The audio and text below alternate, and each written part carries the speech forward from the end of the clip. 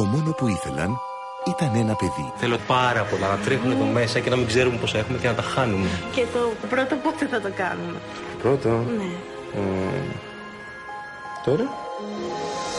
Δεν υπολόγισαν όμως τα μάγια. Αναστασία, τι είναι αυτό? Τι αυτό? Το βάλω εγώ στη θέση του, να πάνε όλα καλά. Μόνο μου συγγνώμη, αλλά δεν ζούμε πια στην εποχή της μαγείας. Και τι προτείνεις? Θα πάμε σε έναν γιατρό. Το γιατρό. Γιατρός είναι αυτός. Εγώ είμαι πάρα πολύ χαλαρός.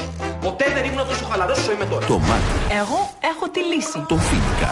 Έχετε τέτοιο φοινικά? Για όλα έχει απαντήσει ο γίγαντας, μικρέ. Την τρύπα. Το πτώμα. Έχουμε ένα πτώμα στον κήπο. Πρέπει να έρθει να κάνετε κάτι. Δικό σας είναι? Την αστυνομία.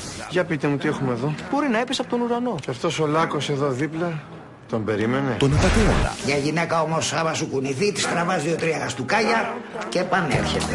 Αυτό μα το πλακό σου ασυνέλθει, ρε. Τον υπόκοσμο. Έχω δώσει ένα σωρό λεφτά να γυρίσει τις κολοτενίες σου. Πού είναι το εμπόρευμα? Υπήρξε ένα μικρό προβληματάκι. Το φανούρι. Τον κήπο. Η συμφωνία μας ήταν να προσέχεις τον κήπο, όχι να τον πειράξεις. Ποιος θα μπορούσε να φανταστεί ότι μια αθώα τρύπα στον κήπο θα τους άλλαζε τη ζωή?